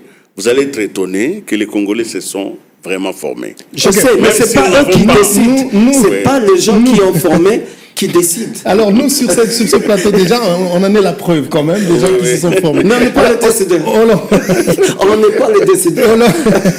Chacun décide dans son secteur. Non. Moi, je décide quand même. Non. Alors, on va peut vous fermer à tout moment. D'accord. Mais c'est la loi. C'est la loi. Alors, on parle justement société civile, l'implication de société civile dans ce processus. La Chine, donc la guerre entre les États-Unis et la Chine, ils en parlaient aussi dans cette session, parce que ce que les Américains viennent, c'est aussi contrecarrer les Chinois et ils veulent séduire les Congolais pour y arriver. Est-ce que ce sera facile? C'est ce qu'on va voir dans cette partie avant de conclure notre émission du jour. Nous vous remercions pour ce que vous faites. Je sais que ça doit être terriblement éprouvant de voir tout ce travail acharné mis en danger. Je pense, vous savez, à la loi Global Magnitsky. Devinez qui l'a portée? Moi. Ça vient de la loi originale sur la démocratie en Biélorussie, que j'ai rédigée en 2004, à une époque où tout le monde disait « Oh, ne fais pas ça, ne sanctionne pas Loukachenko ». Eh bien, on l'a fait. Cette loi a été signée par George W. Bush en 2004, et on a fait libérer beaucoup de prisonniers. Et on a dit « On ne plaisante pas, vous ne pourrez pas faire des affaires ici ». Et c'est le fondement de toute la loi mondiale Magnitsky, ça vient de la loi sur la démocratie en Biélorussie. Et j'envisagerais de proposer des lois spécifiques à chaque pays pour aider le président à obtenir le respect dans ces pays de ce à quoi ils se sont déjà engagés, puisqu'il le fait déjà. Et encore une fois, je ne le répéterai jamais assez, quand on signe quelque chose, on engage son honneur, et puis on ne fait rien ou on ferme les yeux et on laisse certaines choses se produire. Je parle d'acteurs individuels dans les deux pays, en particulier le M23. Nous devons aussi nous impliquer davantage en tant que Congrès. Et j'ai l'intention de mener cette action. Merci, je cède la parole. Merci, Monsieur le Président. Merci encore. Même si j'apprécie l'attention que le président Trump porte à cette guerre, je pense qu'il reste encore beaucoup à faire avant que la paix ne soit réellement instaurée dans l'est du Congo. Même après la signature des accords de Washington le mois dernier, le M23 et les forces de défense rwandaises ont pris le contrôle du Vira lors de leur 3e nouvelle offensive dans les Kivu en 2025. Donc, même si j'ai été ravie de voir les messages fermes du secrétaire Rubio et de l'ambassadeur Walz à l'égard du Rwanda, y compris le fait qu'ils utiliseront les moyens à leur disposition pour demander des comptes au Rwanda, nous n'avons toujours vu aucun de ces moyens être mis en œuvre, près d'1 mois plus tard. Quelles mesures punitives, y compris les sanctions, les États-Unis sont-ils prêts à prendre contre le Rwanda et le M23 pour les forcer à se replier complètement à 75 km d'Uvira, comme les États-Unis l'ont exigé, et pour les tenir responsables de la violation des accords de Washington? Merci, monsieur le membre de la Commission, de donner l'occasion de répondre à cette question. Comme je l'ai mentionné, nous continuons de garder toutes les options sur la table pour encourager un changement de comportement et inciter le Rwanda à respecter ses obligations dans le cadre des accords de Washington. Nous continuons de penser que les accords de Washington sont viables et que une fois que nous serons revenus à un état de conformité, nous pourrons poursuivre notre supervision de ce processus. Y a-t-il un calendrier auquel on peut s'attendre pour que des conséquences concrètes soient effectivement appliquées? Bien sûr. Nous continuons donc à discuter au plus haut niveau des conséquences qui pourraient être imposées. Je dirais que nous avons été très clairs sur le fait que cette question affecte tous les aspects de notre relation bilatérale. Nous serions bien plus avancés dans la mise en œuvre de notre protocole d'accord économique bilatéral ainsi que d'autres accords et arrangements bilatéraux avec le Rwanda si ce n'était pas pour cette grave erreur d'appréciation. Donc nous continuerons à exercer des pressions par tous les moyens possibles. D'accord, mais vous ne pouvez pas me donner de calendrier précis sur le moment où nous verrons des conséquences concrètes? Ces décisions me dépassent, mais nous continuons à en discuter. C'est d'accord. Et comme vous le savez, les forces FARDC et Rwazalendo sont entrées à Uvira. Comment les États-Unis s'y prennent-ils avec le gouvernement congolais pour assurer le retour d'une administration civile dans la ville plutôt qu'une gouvernance militaire? Merci pour l'attention que vous portez à la situation à Uvira. Nous avons constaté que les forces des FRDC réintègrent la ville et reprennent progressivement le contrôle. Avant toute chose, nous souhaitons faire passer le message suivant. Et il était impératif de protéger les civils, et nous étions très préoccupés par les dangers persistants auxquels ils pouvaient être confrontés. Nous avons donc clairement exprimé cela au gouvernement de la RDC et nous continuons à discuter des questions de gouvernance locale avec eux dans l'Est, dans toutes les régions de l'Est de la RDC. D'accord. Mais nous n'avons pas encore de calendrier pour savoir quand nous aurons une administration civile dans la ville. Comme nous sommes encore en train d'évaluer la situation dans la ville et où le M23 s'est réellement retiré, ainsi que le degré de contrôle que les FARDC exercent sur la ville, nous sommes encore en pleine discussion à ce sujet. Très bien. Et puis mon bureau reçoit des rapports faisant état d'objections et d'attaques de représailles contre les Banyamulenge à Uvira, menés par les Rwazalendo et d'autres éléments armés non identifiés. Et quelles mesures les États-Unis prennent-ils pour atténuer les risques pesant sur la protection des civils dans les communautés touchées par le conflit, à Uvira et dans ses environs ? Merci pour cette question. Nous restons très engagés auprès du gouvernement de la RDC pour souligner l'importance de la protection des civils et utilisons des canaux de communication avec d'autres groupes, y compris les Rwazalendo, afin d'insister sur le fait que les représailles ne peuvent pas être tolérées dans ces communautés. Je pense que c'est le bon moment pour évoquer également la question de l'accès humanitaire. Malheureusement, nous continuons de constater des entraves aux efforts humanitaires, vraiment de la part de tous les camps, et cela a un réel impact sur les informations que nous pouvons obtenir sur la situation sur le terrain, et bien sûr, cela affecte l'aide que les communautés dans le besoin peuvent recevoir. Nous continuons donc de faire pression sur toutes les parties pour qu'elles permettent un accès humanitaire sans entrave à ces zones. Très bien. J'aimerais maintenant aborder l'importance de la société civile. J'apprécie que vous ayez reconnu à quel point elle est importante. Je suis heureux d'apprendre que le plan et qu'Union africaine mènent des consultations. Mais vous savez, quelle est votre réponse aux critiques de l'opposition congolaise et de membres de la société civile, y compris le lauréat du prix Nobel Denis Mukwege, qui affirme que le processus de paix soutenu par les États-Unis a en fait récompensé le Rwanda par des promesses d'investissement américains pour avoir attaqué la RDC ? Merci pour ça. Nous continuons donc à dialoguer avec la société civile, surtout au niveau de notre ambassade. Nos ambassades sont très impliquées auprès des groupes locaux, notamment dans la conception du cadre d'intégration économique régionale. Elles ont consulté divers groupes lors de l'élaboration de cet aspect économique clé de ces accords. Et encore une fois, nous comptons sur l'Union africaine pour jouer un rôle essentiel en mettant en avant les voix de la société civile lors de la mise en œuvre. Nous savons que c'est crucial pour une paix durable et nous espérons vraiment que ce sera l'un des résultats concrets sur lesquels l'UA pourra intervenir. Je pense que c'est ce que j'aurais à dire pour l'instant. D'accord. Eh bien, je pense que la plupart des membres de la société civile à qui j'ai parlé ne seraient pas d'accord avec l'affirmation selon laquelle ils ont été impliqués dans ce processus. Donc, je vous encourage à rectifier cette situation. Car les Congolais ont, vous savez, été témoins de 3 décennies d'accords de paix ratés. Et je pense que ces groupes de la société civile sur le terrain savent ce qu'il faut réellement pour que cela soit durable. Sur ce, Monsieur le Président, je rends la parole.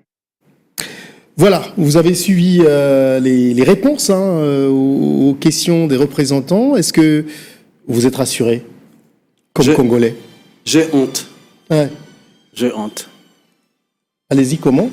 Parce que la discussion qui devait se faire en RDC, on est en train de pleurnicher pour nous ailleurs. Au moment où on pouvait bien trouver la solution en RDC et faire mieux que ça.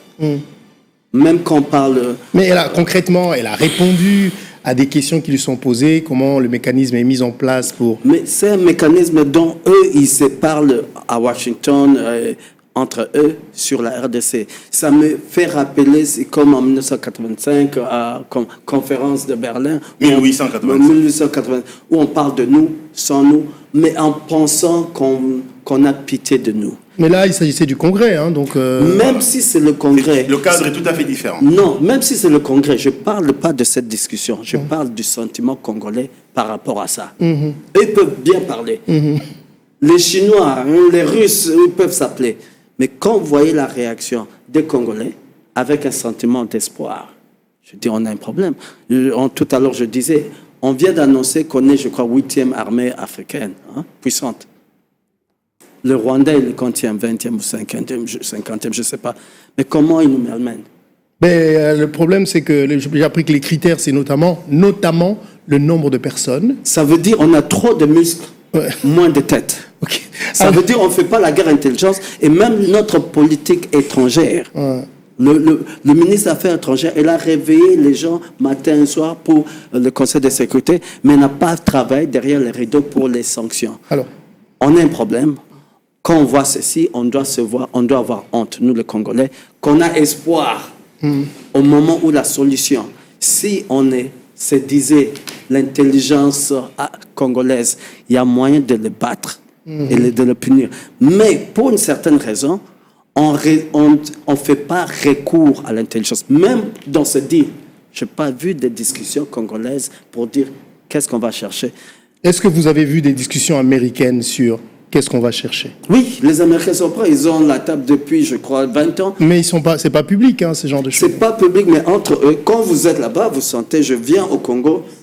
Non, le mécanisme de décision n'est pas le même. Mais c'est pas pour dire, c'est pas peine perdue.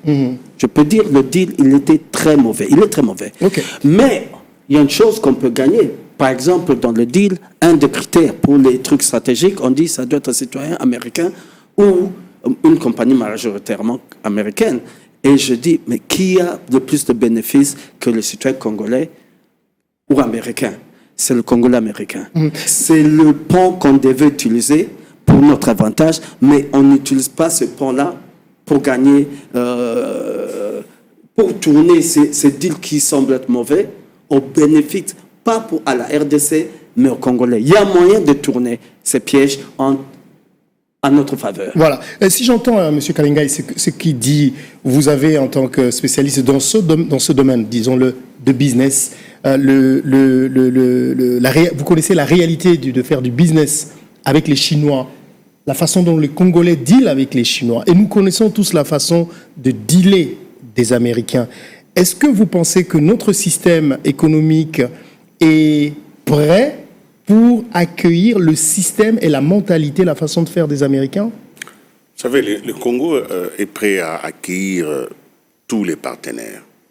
C'est un discours politique. Hein. Non, c'est ça qui est la vérité. Sur le terrain, notre façon de faire les choses. Non, sur le terrain aujourd'hui, c'est que quand vous regardez la loi congolaise, la loi du business, donc vous regardez les codes des investissements, tout ce qui est fait, les Congolais s'est préparés à recevoir tous ceux qui veulent venir. Excusez-moi, il y a ce qu'il y a sur papier, comme nous savons dans la plupart de nos lois. Mais écoutez, il y a la réalité sur terrain, comment les choses se passent. Non, mais écoutez, sinon, si nous commençons tout le temps à nous éloigner des textes et à chercher une autre réalité, nous finirons par nous perdre. La réalité, c'est qu'il n'y a aucune entreprise chinoise qui s'est installée au Congo, entre guillemets, sans respecter les codes d'investissement au Congo. Je vous donne aujourd'hui la plateforme de la production du cobalt. Aujourd'hui, le cobalt est dominé par les Chinois. Pourquoi? Parce que les Chinois ont investi à Tenke Fungurume. Ils ont pris les parts dans une entreprise américaine. N'oubliez pas que Tenke Fungurume s'appartenait aux Américains et les Américains ont vendu aux Chinois. Est-ce qu'il y avait une raison à ça, puisque vous êtes là?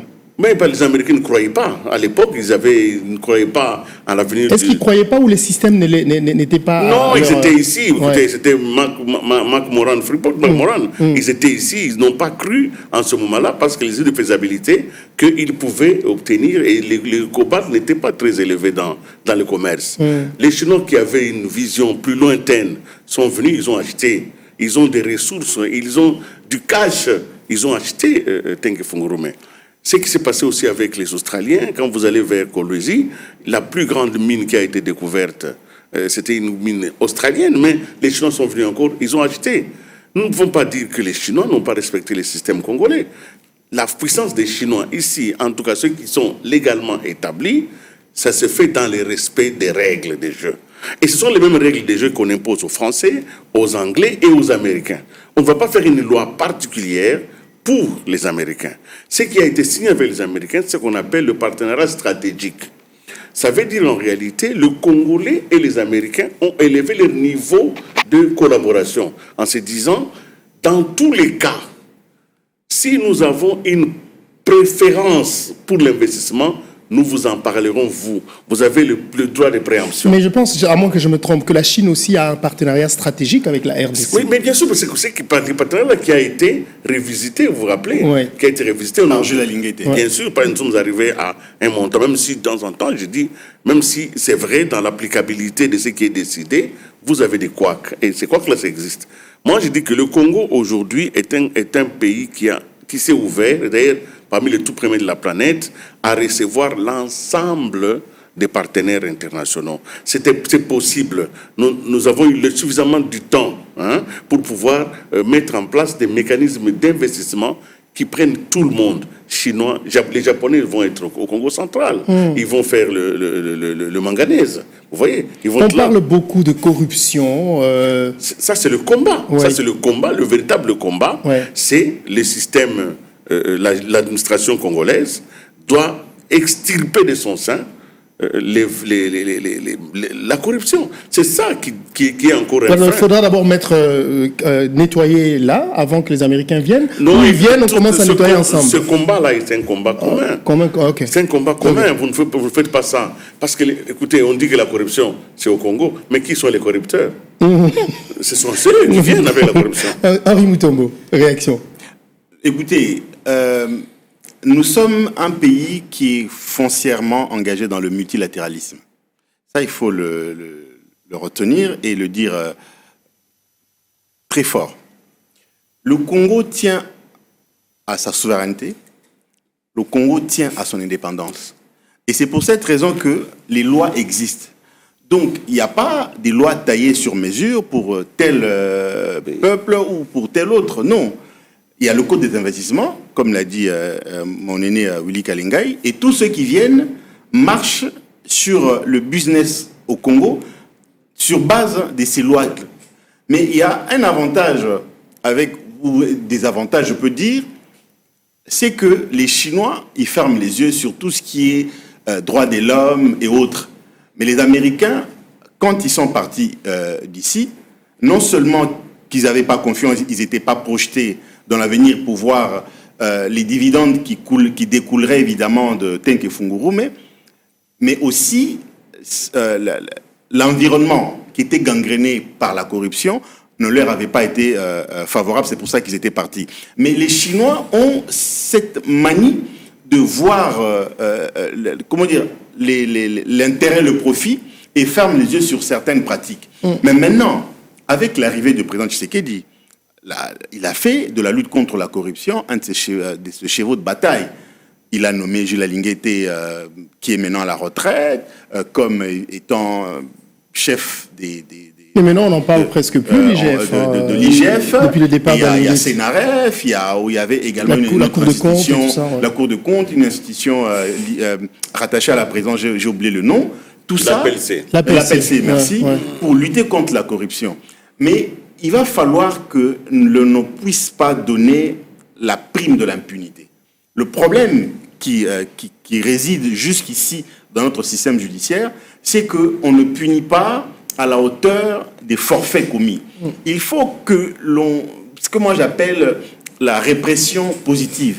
Il faut qu'il y ait cette répression positive pour décourager les gens. Parce que les capitaux étrangers, donc les investissements directs étrangers, les IDE, ne cohabitent pas avec la corruption. Pour que nous parvenions évidemment à attirer ces IDE ici chez nous, de manière rassurée, il va falloir que nous puissions nous débarrasser de cette corruption. On ne dira pas qu'on va c'est pas par une baguette magique. Non, c'est pas ce que je veux dire. On ne dira pas qu'on va vider la corruption de l'environnement économique et politique de la RDC, parce qu'il n'y a jamais de risque zéro, même aux États-Unis, en France, partout il y a la corruption, mais à des degrés différents. Mais nous, ici, étant entendu que nous sommes une nation, et un mammouth qui dort encore, qu'il faut réveiller, va falloir que nous prenions cette affaire de corruption, mais vraiment au plus haut point, de telle sorte que nous puissions nous en débarrasser, parce que c'est aussi un frein, un handicap, parce que tout le monde, beaucoup d'investisseurs, quand ils veulent venir au Congo, on leur dit c'est la zone rouge, là-bas il y a la corruption, et il faut que nous fassions un effort de telle enseigne qu'évidemment, qu'on ne puisse pas nous coller cette étiquette d'un pays corrompu, pour que ça permette évidemment cette masse de capitaux pour donner du travail aux Congolais, pour évidemment renverser la courbe de chômage ici dans notre pays. C'est ce qu'on va voir. Oui, je peux rapidement. Rapidement, on doit corriger certaines choses. On est en train de décrire la RDC comme les autres nous décrivent. Moi, je dis, on n'a pas un problème de corruption. On a un problème de détournement, qui n'est pas la corruption. Oh, nous, on n'est pas corrompus, c'est ça. On a la corruptibilité.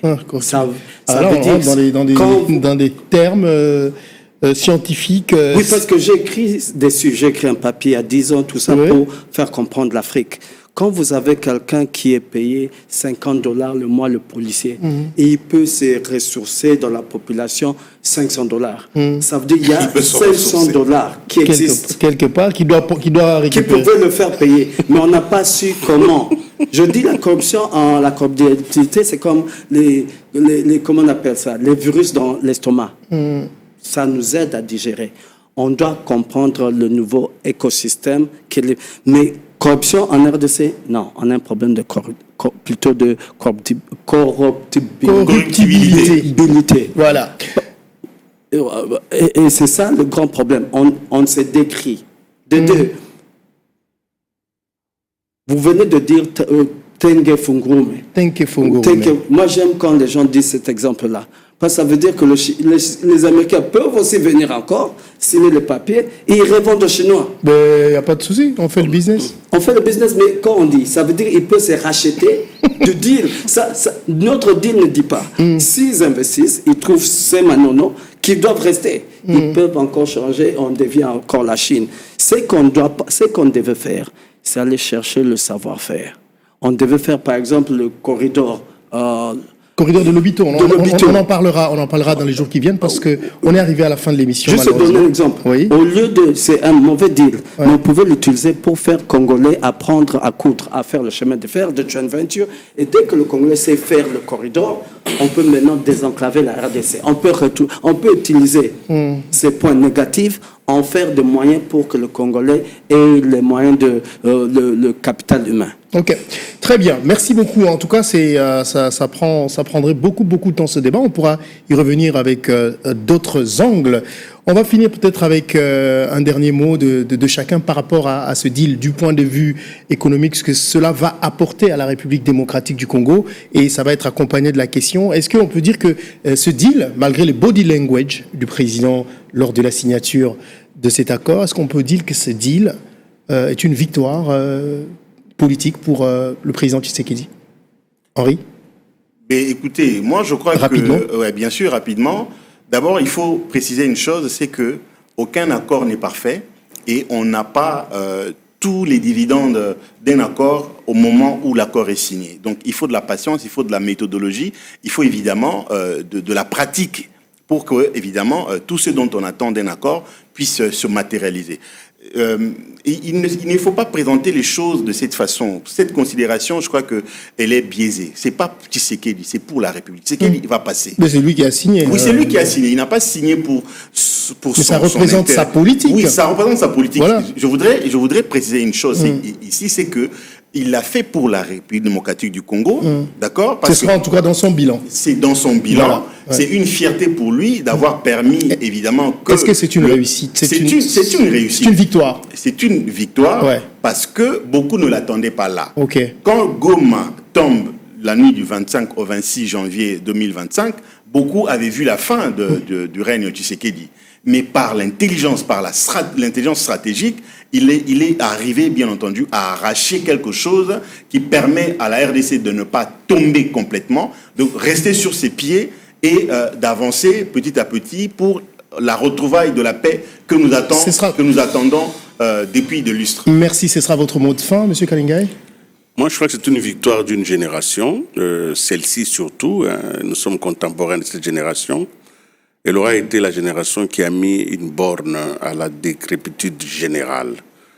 Si cet accord est appliqué, nous allons mettre fin aux différents groupes armés dans la sous-région.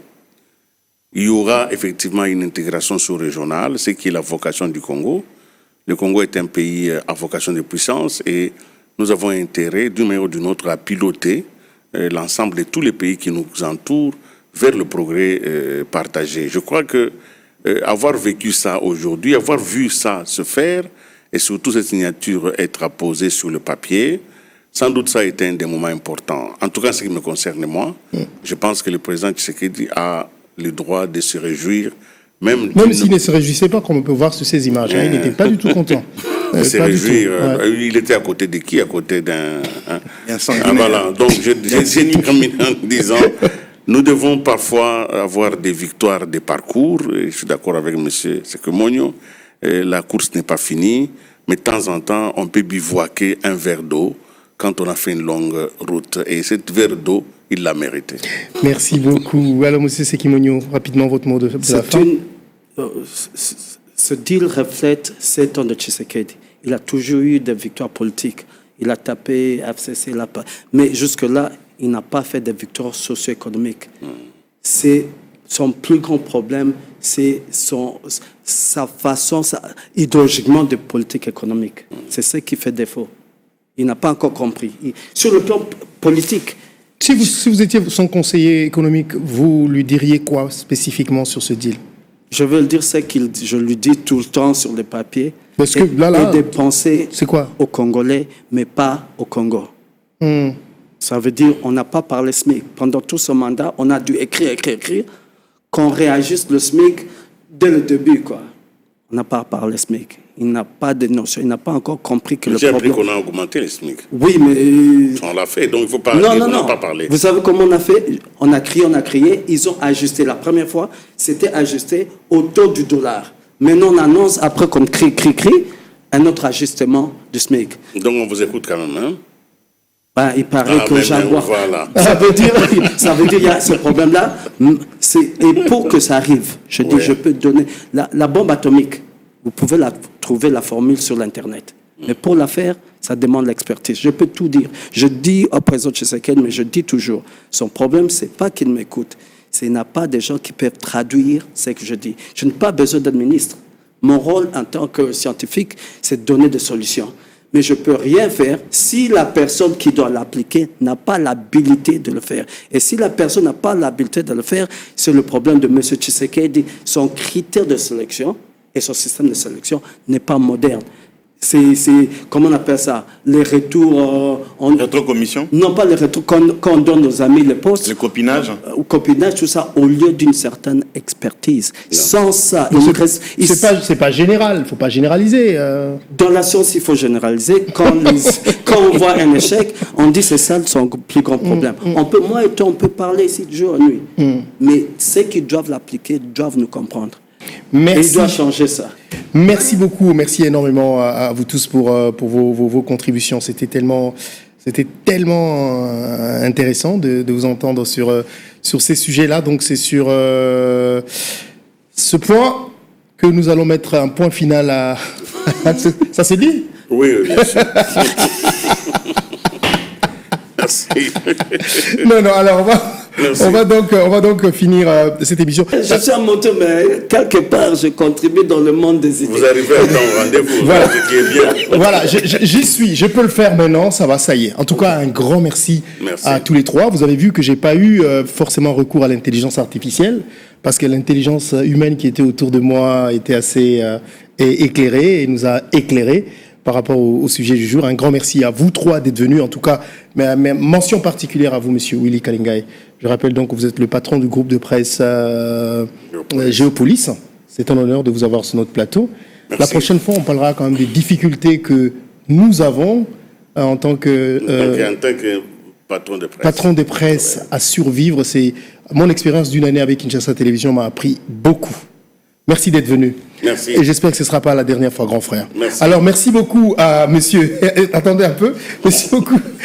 Merci beaucoup à monsieur Henri Mutombo. Vous êtes écrivain et chercheur en fiscalité. Henri Mutombo, c'est un habitué de Kinshasa Télévision, mon ami. Merci beaucoup. Merci d'être là. Prochainement, on devra parler de la fiscalité issue de cet accord. Comment est-ce que, évidemment, on peut faire de saut qui est... C'est la fin de l'émission. Oui.